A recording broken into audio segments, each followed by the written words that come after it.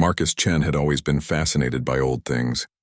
While other kids played video games, he spent his afternoons in his grandfather's workshop, learning to carve wood and forge metal. His hands knew the weight of a hammer, the grain of oak, and the balance of a blade better than most people knew their smartphones. So when the Galactic Council's transport ship landed in the middle of Central Park, and purple-skinned aliens emerged speaking perfect English, Marcus wasn't thinking about first contact protocols or interstellar politics. He was staring at the crystalline weapons hanging from their belts, wondering how they achieved that perfect edge without any visible craftsmanship marks. The aliens called themselves the Zephyrians, and they came with an offer that had the entire world buzzing. Earth could join the Galactic Council, they said, but first humanity had to prove its worth. Not through technology or intellect, but through combat. One human would face their greatest warrior in single combat, using traditional weapons only. "Your species shows promise," announced Commander Vextal, his translator device making his clicks and whistles sound like a corporate presentation. "But the galaxy is dangerous. Only those who can defend themselves deserve protection in trade agreements." The world's government scrambled to select their champion. Military experts debated. Olympic athletes were tested. Professional fighters lined up for evaluation. Meanwhile, Marcus continued his daily routine, working at the small blacksmith shop he'd inherited from his grandfather, completely unaware that his name had been submitted by someone who'd seen him demonstrate historical sword techniques at a Renaissance fair. 3 weeks later, a black sedan pulled up outside his shop. 2 stern-faced officials emerged, followed by Commander Vextal himself. The alien looked around the cluttered workshop with obvious disdain, his 4 eyes taking in the hand-forged tools, the ancient anvil, and the human hunched over a glowing forge. "This cannot be correct," Vextal chittered to his aide. "Our databases indicate this human has no formal combat training, no military service, no competitive fighting record." Marcus looked up from the horseshoe he was shaping, sweat beading on his forehead. "Can I help you folks with something?" The government official stepped forward. "Mr. Chen, you've been selected to represent humanity in single combat against the Galactic Council's champion." Marcus blinked slowly, then set down his hammer. "I'm sorry, what now?" What followed was the most surreal conversation of Marcus's life. The aliens explained their challenge, the stakes, and the rules. Traditional weapons only. No armor beyond simple leather protection. Fight until one combatant yielded or could no longer continue.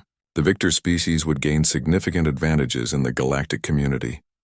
"I think there's been a mistake," Marcus said, wiping his hands on his leather apron. "I'm not a fighter. I just make things and study old techniques for fun." Commander Vextal's translator made a sound like electronic laughter. "Perhaps this is for the best. Zarketh has never lost a duel. A quick defeat will demonstrate humanity's proper place in the galaxy." Something in the alien's tone made Marcus straighten. He'd heard that same dismissive arrogance from art critics who called traditional crafts quaint anachronisms, and city planners who wanted to tear down historical districts. It was the voice of someone who thought old ways were automatically inferior ways. "What weapons would we use?" Marcus asked quietly. The official consulted his tablet. "The challenge permits any traditional melee weapon. Swords, spears, axes, maces. The Zephyrian champion typically uses a plasma-edged blade forged from their homeworld's crystalline matrices." Marcus nodded slowly. "And I can choose my own weapon?" "Of course, though I doubt Earth's primitive metallurgy can match Zephyrian crystal technology," Vextal said. Marcus walked to the back corner of his shop, where his grandfather's old weapons collection hung on the wall. Most were reproductions he'd made over the years, studying techniques from different cultures and time periods. His fingers traced over a Viking sayax, a Japanese katana, a medieval longsword, before stopping at something that didn't look impressive at all. It was a simple wooden sword, carved from a single piece of hickory. No metal fittings, no decorative elements, just smooth wood polished to a warm golden sheen. His grandfather had made it as a practice weapon, teaching Marcus the basics of swordplay when he was 12 years old. "I'll use this," Marcus said, lifting the wooden blade. The government official's face went pale. "Mr. Chen, perhaps we should discuss other options. The alien weapon will cut through wood like paper." "Maybe," Marcus said, testing the sword's balance. "But wood has some interesting properties that crystal doesn't." Commander Vextal made that electronic laughing sound again. A wooden stick against Zarketh's blade? This will be over before it begins. Very well, human. We shall return in 7 days for the combat. Use that time to prepare yourself for defeat. After the aliens and officials left, Marcus stood alone in his workshop, holding the wooden sword and thinking. He wasn't a warrior, but he understood materials. He knew how different substances behaved under stress, how they bent and broke and absorbed impact. Most importantly, he knew that sometimes the old ways survived not because they were romantic or traditional, but because they worked. For the next week, Marcus prepared. Not by learning new fighting techniques or bulking up with protein shakes, but by doing what he'd always done, working with his hands and thinking about the properties of materials. He studied the wooden sword inch by inch, understanding its grain patterns, its flexibility, its breaking points. The aliens had made one crucial mistake. They assumed that primitive meant inferior. They looked at his wooden sword and saw a disadvantage. Marcus looked at it and saw 5,000 years of human ingenuity compressed into 30 inches of carefully shaped hickory. When the day of the combat arrived, crowds gathered in Central Park. News crews from around the world pointed cameras at the makeshift arena the aliens had constructed. Government officials sweated nervously in their suits. Commander Vextal stood beside the combat area, all 4 eyes gleaming with anticipation. And Marcus walked onto the sand carrying his grandfather's wooden sword, ready to show the galaxy that humans had been solving problems with simple tools for a very long time. Zarketh emerged from the Zephyrian transport like a storm given physical form, standing 8 feet tall with 4 arms and skin that looked like polished obsidian. The alien champion moved with the fluid grace of something born to fight. Crystalline spikes jutted from his shoulders and forearms, and his weapon hummed with barely contained energy. The sword in his primary hands was a work of art and destruction combined. 3 feet of translucent crystal that seemed to contain trapped lightning, with edges so sharp they made the air shimmer. When Zarketh swung it in a practice arc, the blade left a trail of superheated particles that glowed for several seconds. Marcus watched from across the arena, absently running his thumb along the smooth surface of his wooden sword. Around them, the crowd had grown to thousands. World leaders sat in hastily constructed viewing stands. Every major news network had cameras focused on the 2 fighters. The champion of the Zephyrian Empire has fought in over 300 duels, Commander Vextal announced, his translator making sure every human could understand. He has never been defeated. His blade can cut through any known material below the molecular level. Marcus nodded politely. That's impressive. I made my sword in my grandfather's workshop when I was 17. The alien commander's expression suggested he wasn't sure if the human was joking or just incredibly naive. Perhaps you would like to reconsider your weapon choice. We could delay the combat while you acquire something more substantial. No, thank you, Marcus said. This one will do fine. What the aliens didn't understand was that Marcus had spent the week studying more than just his wooden sword. He'd researched Zephyrian physiology, their combat traditions, and most importantly, the properties of their crystal weapons. The Galactic Council's databases were surprisingly open about the technical specifications of member species' military equipment.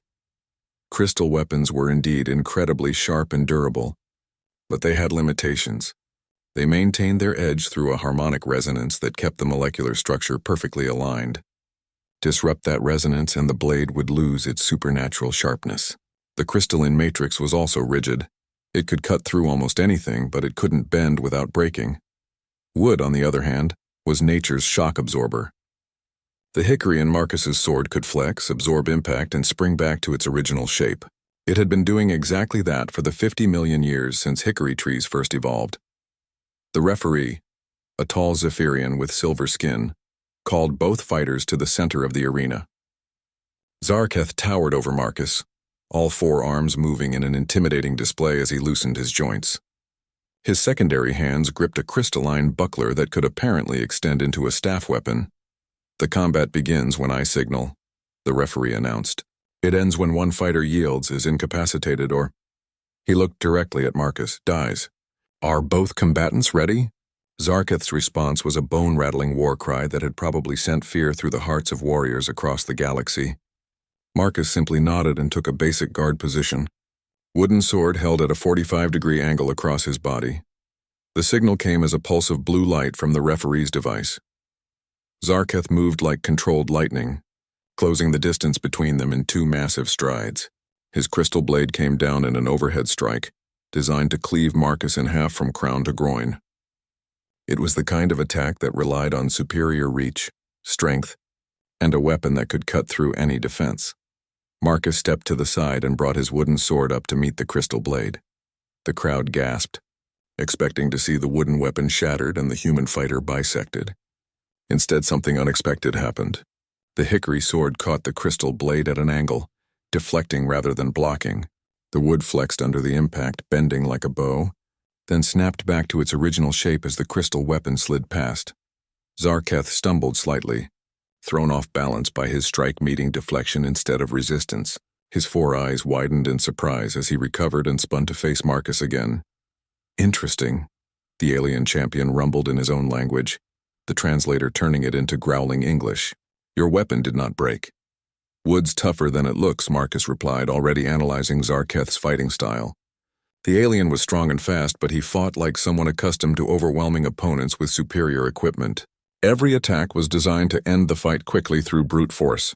The second exchange came moments later. Zarketh launched a complex combination attack, his primary hands working the sword in a figure-8 pattern, while his secondary hands manipulated the buckler to block any counterattack. It was a technique that would have been impossible for a two-armed opponent to defend against. Marcus didn't try to defend against it in any conventional sense. Instead, he moved like water, letting each strike flow past him while his wooden sword touched the crystal blade just enough to redirect its energy. He was using principles he'd learned from studying Japanese sword techniques, not fighting the opponent's strength, but guiding it away from himself. The alien's blade passed so close to Marcus's head that it singed his hair, but it didn't connect. Neither did the follow-up thrust or the spinning slash that came after. Each time, the wooden sword made minimal contact with the crystal weapon, just enough to turn a killing blow into empty air. By the fourth exchange, Zarketh was beginning to show frustration. His attacks became more aggressive, less controlled. He was used to opponents who either tried to block his strikes directly and had their weapons destroyed, or who retreated before his superior reach and strength. Marcus was doing neither. Instead, the human was studying him, learning his patterns, finding the rhythm of his attacks, and most dangerously, he was beginning to move forward instead of just deflecting. "Your technique is unusual," Zarketh admitted, breathing harder than he had at the start of the fight. Marcus smiled slightly. "My grandfather always said that if you can't go through something, you go around it. If you can't go around it, you go under it.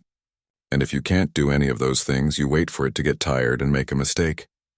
The alien champion's response was a renewed assault, all forearms working in coordination to create a whirlwind of crystal death. But now Marcus could see the pattern. More importantly, he could see the opening. The opening came during Zarketh's most complex attack sequence. The alien champion had gotten frustrated with Marcus's defensive style and decided to unleash what was clearly his finishing move. All forearms moved in perfect coordination, the crystal sword spinning in deadly arcs while his secondary hands manipulated the buckler to create an expanding energy shield. It was beautiful, deadly, and completely committed. Once Zarketh started the sequence, he couldn't stop or change direction without leaving himself vulnerable. Marcus had been waiting for exactly this moment.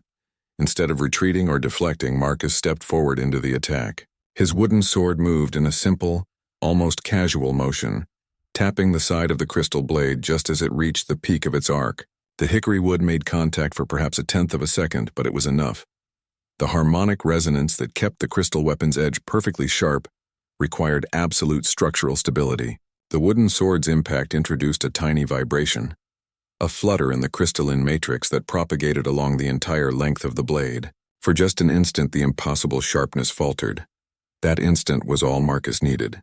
His sword continued its motion, sliding along the crystal blade's flat side and connecting solidly with Zarketh's primary wrist. The impact sent shockwaves through the alien's arm, and his grip on the weapon loosened just enough for the heavy crystal sword to pull him off balance. Marcus spun away as Zarketh crashed to the sand, the alien's own momentum working against him. The crowd fell silent, stunned to see the mighty champion sprawled on the ground while the human stood calmly nearby, wooden sword at the ready. Zarketh rolled to his feet with impressive speed, but something had changed. His four eyes were now focused entirely on Marcus, studying him with the intensity of a predator who had just realized his prey might actually be dangerous. "You fight like no warrior I have encountered," the alien said, adjusting his grip on the crystal sword. "Your weapon technique appears primitive, yet you use it with unusual sophistication." Marcus shrugged. "I'm not really a warrior at all. I'm a blacksmith, but I've studied a lot of different fighting styles over the years. You learn things when you make weapons for historical enthusiasts." What Marcus didn't mention was that he'd been specifically studying Zephyrian combat techniques ever since accepting this challenge. The Galactic Council's databases contained detailed analyses of their military traditions, including combat recordings from dozens of Zarketh's previous duels. The alien champion had a pattern. He relied on intimidation, superior equipment, and overwhelming force to end fights quickly. He'd never faced an opponent who could neutralize his weapon's advantages, or who had the patience to let him exhaust himself with flashy techniques. More importantly, Marcus had noticed something else in those recordings. Zarketh had forearms, which gave him obvious advantages in combat, but it also meant he had to coordinate four separate limbs. That coordination required intense concentration, and when that concentration slipped, there were moments of vulnerability. The alien champion launched his next attack more cautiously, probing Marcus's defenses with careful strikes rather than overwhelming combinations. He was learning, too, adapting his technique to face an opponent who couldn't be intimidated or overpowered. For several minutes they circled each other in a deadly dance. Zarketh would attack, Marcus would deflect and counter, then they would separate and begin again. Neither fighter was taking significant damage, but both were learning their opponent's capabilities. The crowd had grown restless. They'd expected either a quick victory for the human against all odds, or a spectacular defeat that would humble humanity's ambitions. Instead, they were watching something that looked almost like a chess match played with weapons. Commander Vextal looked increasingly uncomfortable as the minutes passed. His champion was supposed to demonstrate Zephyrian superiority, not engage in an extended technical exhibition with a primitive human using a wooden stick. "Perhaps Zarketh is simply toying with the human," he announced loudly enough for the cameras to pick up, demonstrating the futility of resistance before delivering the final blow. Marcus heard the comment and smiled grimly. He'd been thinking the same thing about Zarketh.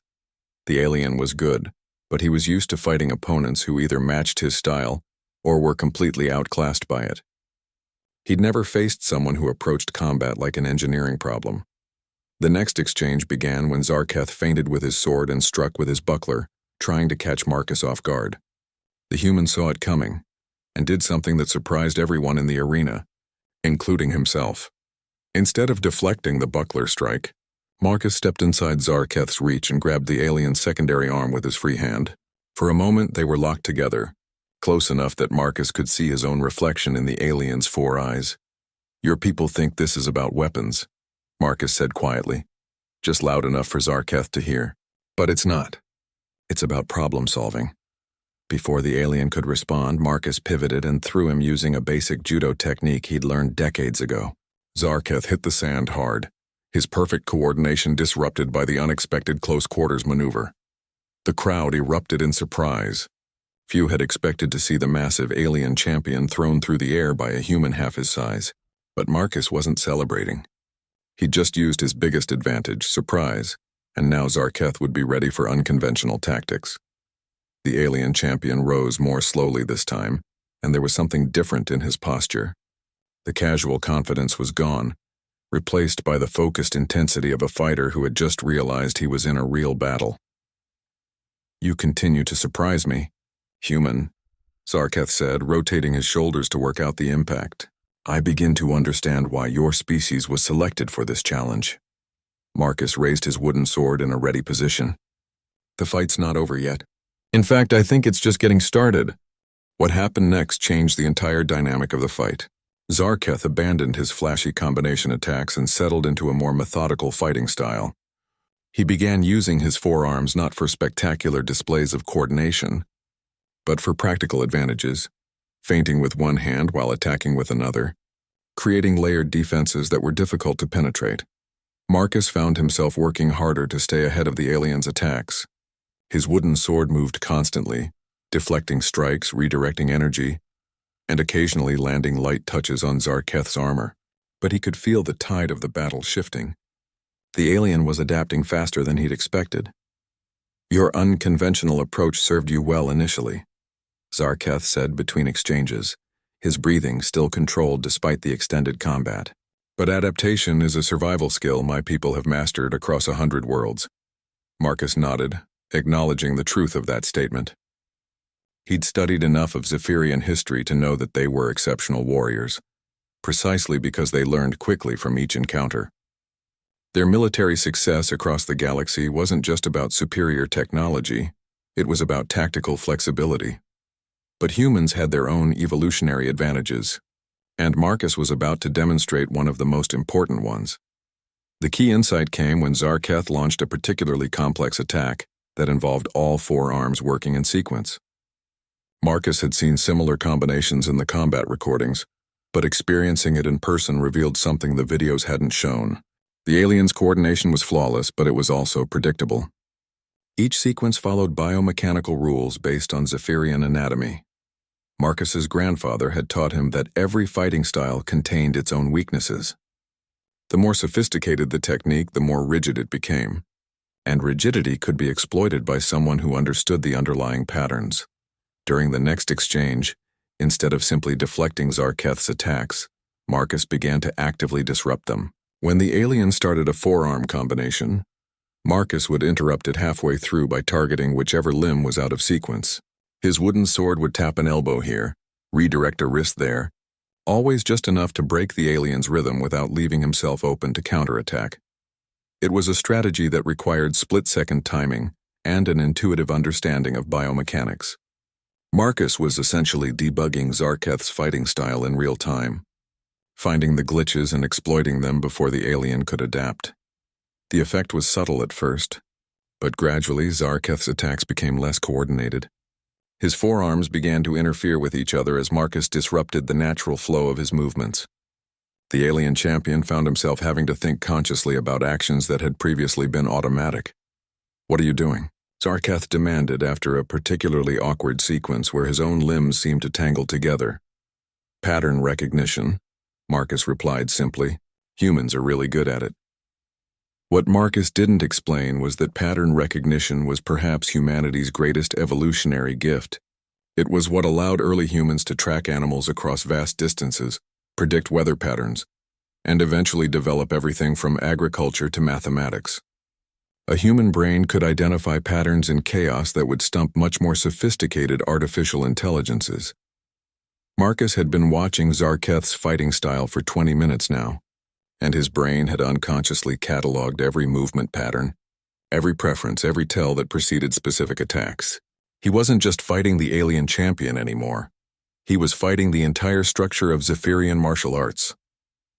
The crowd began to sense that something significant was happening, even if they couldn't articulate what it was. The human fighter's movements had become more confident, more predictive. He was beginning to react to Zarketh's attacks before they were fully committed, as if he could read the alien's intentions. Commander Vextal was no longer making confident announcements about Zephyrian superiority. His 4 eyes were fixed on the combat with an expression of growing concern. This wasn't how the demonstration was supposed to proceed. The turning point came when Zarketh attempted his most advanced technique, a spiraling attack pattern that had never been successfully defended against in 300 previous duels. All 4 arms moved in perfect harmony, creating a web of crystal death that should have been impossible for any 2-armed opponent to counter. Marcus watched the attack develop and smiled. He'd seen this exact sequence in the combat recordings, and he'd spent hours analyzing its structure. The technique was indeed flawless, but it had one crucial weakness. It required Zarketh to commit completely to a predetermined sequence of movements. Instead of trying to defend against the attack, Marcus stepped forward and did something that violated every principle of conventional sword fighting. He threw his wooden sword. The hickory blade spun through the air in a lazy arc, striking Zarketh's primary sword hand, just as the alien reached the most complex part of his sequence. The impact was minimal, barely enough to bruise, but it came at the exact moment when Zarketh needed perfect coordination to maintain his attack pattern. The disruption cascaded through the alien's entire technique. His forearms suddenly became obstacles instead of weapons as the carefully choreographed sequence collapsed into chaos. Zarketh stumbled, his own momentum carrying him forward as he struggled to regain control of his movements. Marcus calmly stepped to the side and caught his wooden sword as it completed its arc. While Zarketh was still recovering his balance, Marcus tapped him lightly on the back of the neck with the flat of the blade. The arena fell silent. According to the rules of the combat, that touch would have been a killing blow if Marcus had been using a real weapon. The human had just defeated the greatest warrior in the Zephyrian Empire with a wooden sword and a technique that probably violated several laws of physics. Zarketh straightened slowly, his four eyes wide with something that might have been respect or shock. "I yield," he said quietly. The silence stretched for several more seconds before the crowd erupted in confused celebration. Most of them weren't entirely sure what they'd just witnessed, but they knew they'd seen something unprecedented. The immediate aftermath of Marcus's victory was chaos. News crews pushed forward trying to get interviews. Government officials rushed onto the field to congratulate Earth's unlikely champion. The crowd's cheers mixed with the confused chittering of Zephyrian observers who couldn't quite believe what they'd witnessed. But Marcus barely noticed any of it. His attention was focused on Zarketh, who remained motionless in the center of the arena, staring at the wooden sword that had just defeated him. "I do not understand," the alien champion said finally, his translator giving his words a tone of genuine bewilderment. "Your weapon is primitive wood. Your technique appears to have no formal structure, yet you defeated combinations that have proven successful against the finest warriors of a dozen species." Marcus walked over and extended his hand to help Zarketh to his feet. After a moment's hesitation, the alien accepted the gesture, though his forearms made the handshake awkward. "The technique does have structure," Marcus explained as they walked toward the edge of the arena. "It's just not the kind of structure your people recognize. Humans don't fight like we're following a manual. We improvise, we adapt. We solve problems in real time." Commander Vextal approached them, his expression carefully neutral but his body language radiating displeasure. "The combat is concluded. According to our agreement, humanity has earned the right to join the Galactic Council with full privileges." Marcus could hear the reluctance in the alien's voice, but he also detected something else, a calculating quality that suggested this wasn't over. "However," Vextal continued, "there are some who might question whether this victory was legitimate. Zarketh is indeed our finest warrior, but he specializes in traditional combat. Perhaps a more comprehensive demonstration would be appropriate." Marcus felt a chill of understanding. The aliens weren't going to honor their agreement. They were going to move the goalposts, demand additional tests, find excuses to deny humanity what they'd rightfully earned. It was a political maneuver disguised as military necessity. "What kind of demonstration?" Marcus asked carefully. "The Galactic Council maintains a facility where potential members can prove their worth against a variety of challenges," Vextal said smoothly. "Combat scenarios designed by the greatest military minds of 100 species. Perhaps if your entire species is truly worthy of membership, you wouldn't mind facing these additional tests." Marcus looked around at the crowd of humans watching expectantly. They thought the hard part was over. They believed that Marcus's victory had secured Earth's place in the galaxy. He couldn't tell them that it had only been the opening move in a much larger game. "How many additional tests?" he asked. 6 more challenges," Vextal replied, "each designed to test different aspects of combat capability. If you succeed in all of them, there can be no question of humanity's worthiness." Marcus nodded slowly. He understood what was happening. The aliens had expected Zarketh to win easily, demonstrating human inferiority and justifying Earth's exclusion from galactic affairs. When that plan failed, they'd move to Plan B, stack the deck with enough challenges that eventual failure was inevitable. But they'd made a crucial mistake. They still thought this was about superior weapons and advanced techniques. They didn't understand that humans had spent their entire evolutionary history solving impossible problems with inadequate tools. "I accept," Marcus said, ignoring the worried murmurs from the government officials behind him. 3 days later, Marcus found himself aboard a Zephyrian transport ship, heading toward a facility that the aliens called the Crucible. According to the briefing materials, it was a massive space station where aspiring warrior species could prove their worthiness through combat trials. Zarketh had requested permission to accompany the human delegation, claiming he wanted to study Marcus's unusual fighting techniques. Marcus suspected the alien champion had more complex motivations, but he appreciated having someone aboard who understood the political implications of what they were doing. The Crucible contains combat scenarios from across the galaxy, Zarketh explained as they traveled through hyperspace. Each challenge is designed by a different member species to test specific military capabilities. You will face opponents who use tactics and weapons that no human has ever encountered. Marcus nodded, running his thumb along the smooth surface of his wooden sword. He'd brought the same weapon that had defeated Zarketh, despite numerous offers to upgrade to more advanced armaments. "Tell me about the species that designed these challenges," Marcus said. "Their philosophies, their approaches to warfare." For the next several hours, Zarketh provided a detailed briefing on galactic military traditions. The Crystalline Collective favored overwhelming technological superiority. The hive minds used coordinated swarm tactics. The energy beings fought through manipulation of fundamental forces. Each approach represented thousands of years of military evolution. "Your species appears to lack any coherent military philosophy," Zarketh observed. "Your history shows constant internal conflict using primitive weapons and chaotic tactics. How do you expect to succeed against opponents who have perfected the art of warfare?" Marcus smiled. "Maybe that's exactly why we'll succeed. Everyone else has perfected their approach, which means they've also made it predictable. Humans are still figuring things out as we go." The Crucible turned out to be even more impressive than the briefing materials had suggested. It was a massive space station built inside a hollowed-out asteroid, with chambers that could simulate any environment or combat scenario imaginable. As their shuttle docked, Marcus could see dozens of other ships from species across the galaxy.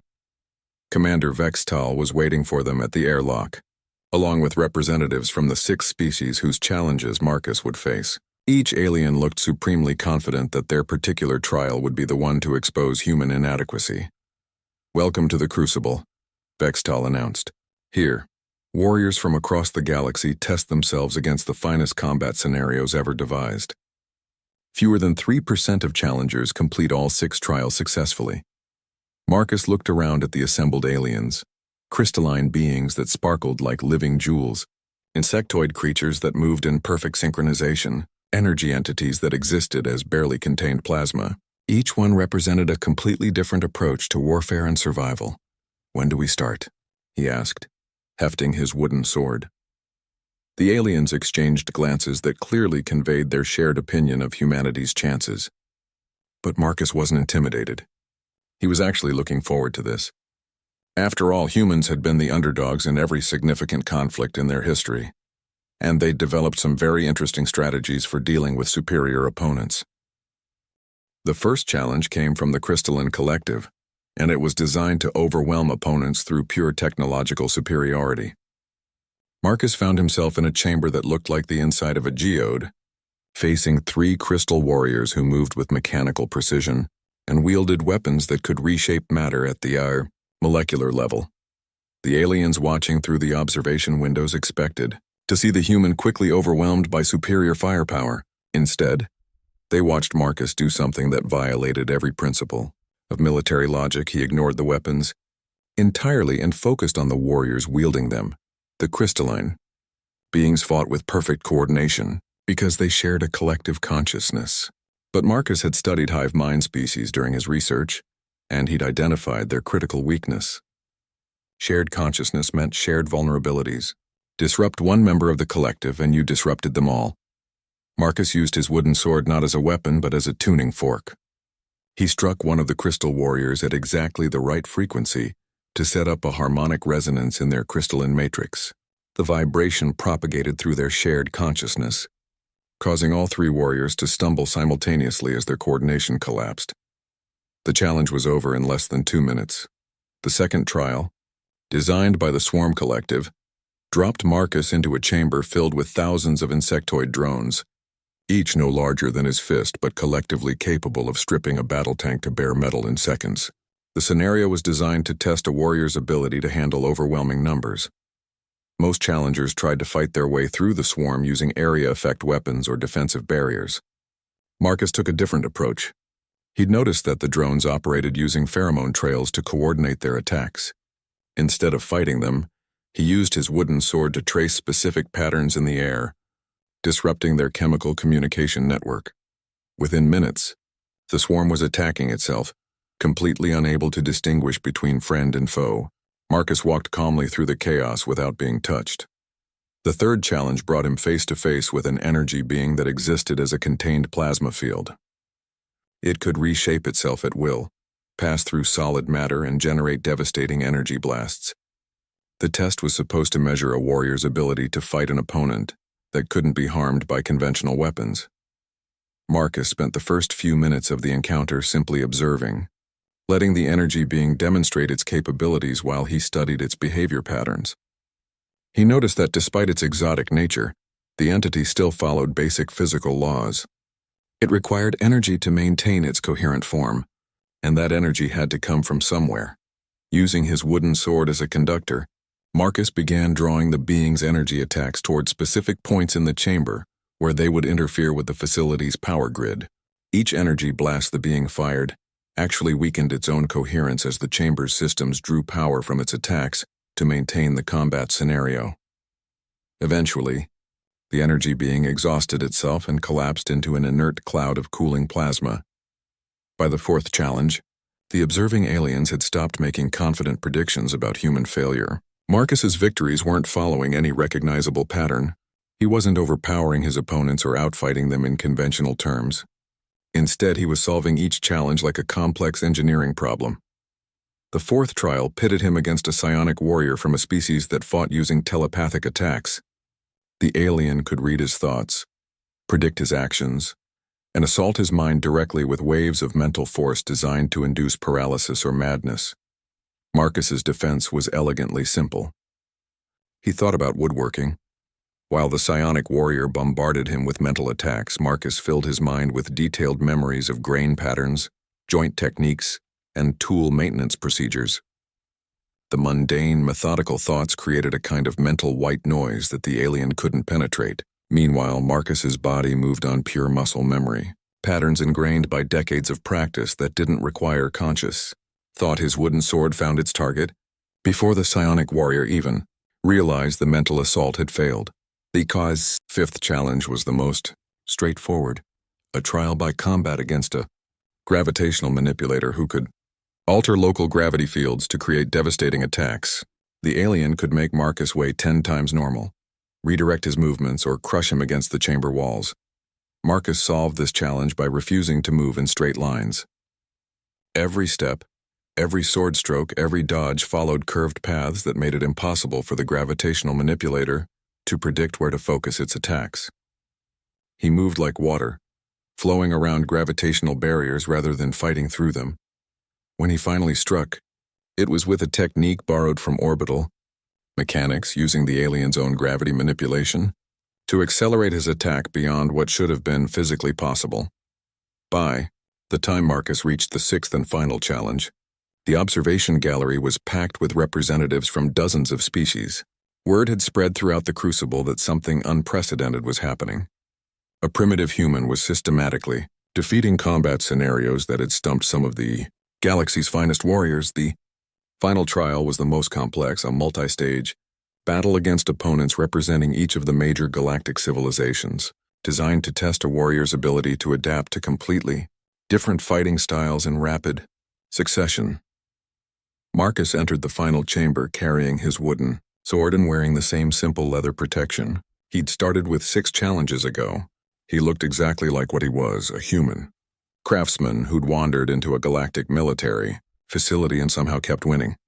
The first opponent materialized as a shimmer in the air, a void walker that existed partially outside normal spacetime. As Marcus had learned to expect by now, the alien began the encounter by demonstrating why its fighting style was theoretically unbeatable. Marcus watched patiently, wooden sword held in a relaxed guard position, as the void walker phased in and out of reality, while launching attacks that came from impossible angles. Then he did what he'd been doing all along. He found the pattern, identified the weakness, and solved the problem. The Void Walker's ability to phase through space-time required it to anchor itself to specific dimensional coordinates. Marcus began moving in ways that forced the alien to constantly readjust those coordinates, gradually destabilizing its connection to normal reality, until it materialized permanently and became vulnerable to a simple wooden sword thrust. 1 down. 5 to go. The remaining 5 opponents in the final challenge represented the pinnacle of galactic military evolution. Each one embodied thousands of years of refined combat techniques, perfected through countless battles across the stars. They appeared in sequence, giving Marcus no time to rest or recover between encounters. The second opponent was a quantum warrior whose existence fluctuated between multiple probability states. It could attack from several potential positions simultaneously, making defense nearly impossible since any given strike might or might not actually exist until the moment of impact. Marcus handled this by doing something that shouldn't have worked according to quantum mechanics. He simply ignored the probability states and focused on the warrior's center of mass. Regardless of which quantum state was real at any given moment, the alien's core consciousness had to maintain a consistent position to coordinate its attacks. Marcus targeted that fixed point with techniques borrowed from archery, treating his wooden sword like an arrow aimed at the eye of a storm. The third opponent was a time-displaced fighter who could slow, accelerate, or even briefly reverse the flow of time around itself. It moved between seconds, attacking Marcus in temporal gaps where he couldn't respond. Marcus's solution was characteristically human. He stopped trying to fight in the present tense. Instead, he began attacking where the time-displaced warrior was going to be, based on pattern recognition and intuitive understanding of its movement cycles. His wooden sword struck empty air that suddenly contained an alien warrior as temporal distortions collapsed. The fourth opponent was a reality shaper from a species that had evolved beyond physical existence and fought by directly manipulating the fundamental structure of matter and energy. It could transform the chamber itself into a weapon, alter the properties of Marcus's equipment, or simply delete portions of space-time from existence. This should have been impossible to defeat with any conventional weapon. Marcus won by recognizing that the reality shaper's power came from its ability to perceive and modify quantum information structures. His wooden sword, being a natural material shaped by biological processes, contained quantum randomness that couldn't be perfectly modeled or controlled. Each swing of the hickory blade introduced chaotic variables that the reality shaper couldn't account for, gradually destabilizing its control over the local environment. The fifth opponent was a collective consciousness, made up of thousands of individual entities that had merged into a single strategic intelligence. It could process information and react to threats faster than any individual mind, making it effectively impossible to surprise or outmaneuver. Marcus defeated it by being unpredictable in a way that no collective intelligence could process. He started fighting badly on purpose. He deliberately made tactical mistakes, used incorrect techniques, and took actions that violated every principle of efficient combat.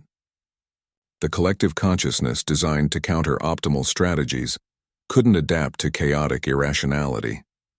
Its attempts to predict and counter Marcus's moves failed because there was no logical pattern to predict. The final opponent was the most dangerous of all, a mirror warrior that could perfectly copy any fighting style it encountered and use it with flawless execution. It had absorbed the techniques of every species in the galaxy and could switch between them instantaneously. As soon as Marcus entered its range, the mirror warrior began displaying his own fighting style back at him with mechanical perfection. Every technique he'd used in the previous challenges, every pattern he'd established, every adaptation he'd made, the alien could replicate all of it. For the first time in the entire series of challenges, Marcus found himself genuinely outmatched. The mirror warrior wasn't just copying his techniques. It was improving on them, executing them with a precision that no human could match. But as Marcus dodged a perfect reproduction of his own attack patterns, he realized something that made him smile. The mirror warrior could copy what he'd done, but it couldn't copy what he was thinking. It could replicate his techniques, but not his creativity. Marcus stopped using any recognizable fighting style entirely. Instead, he began moving like he was back in his grandfather's workshop, shaping metal on an anvil. His wooden sword became a hammer, his movements following the rhythm of craftsmanship rather than combat. He struck the mirror warrior the way he would strike hot iron, not to damage, but to shape.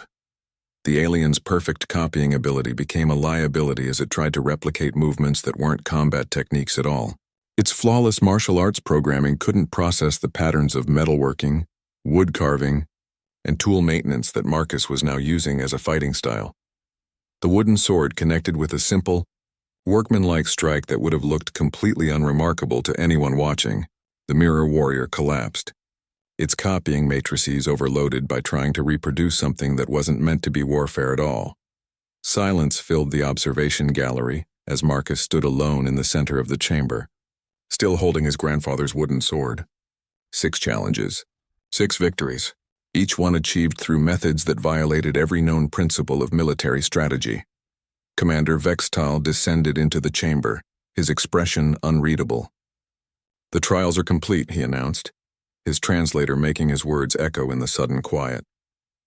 "By the ancient laws of the Galactic Council, humanity has earned the right to full membership with all associated privileges and protections." Marcus nodded, then looked up at the observation windows where hundreds of alien representatives were staring down at him. "I think there's something you all need to understand," he said, his voice carrying clearly through the chamber's acoustic systems. "You've been thinking about this all wrong. You see weapons and techniques in military traditions, and you assume that's what determines who wins and who loses. But humans don't fight that way. We don't perfect one approach and stick with it forever." He held up his wooden sword, the simple hickory blade that had somehow defeated the greatest military minds in the galaxy. "This isn't just a weapon, it's a tool. And humans are really, really good at using tools to solve problems we're not supposed to be able to solve. We've been doing it for 300,000 years. And we're just getting started." Marcus paused, looking around at the alien faces peering down at him. "You wanted to test whether humanity deserves a place in your galactic community, but I think you've got it backwards. The question isn't whether we're worthy of joining you. The question is whether you're ready for what happens when humans start sharing our tools." The silence stretched for a long moment before it was broken by a sound no one expected. Zarketh beginning to laugh. The alien champion's translator turned his chittering into something that sounded almost human. "Perhaps," Zarketh said, "it is the galaxy that should be asking for humanity's protection." Marcus smiled and slung his wooden sword across his back. "Let's start with membership and see how it goes from there."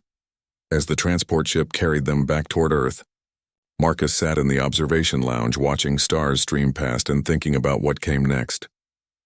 Humanity was about to join a galactic community, filled with species that had perfected warfare into an art form. They had no idea what they were in for. Humans had spent their entire history turning impossible situations into opportunities, using inadequate tools to solve unsolvable problems, and finding new ways to apply old principles. They were about to introduce those skills to a galaxy that had forgotten how to innovate. Marcus pulled out his wooden sword and began cleaning it with the same methodical care his grandfather had taught him. Some tools, after all, never went out of style,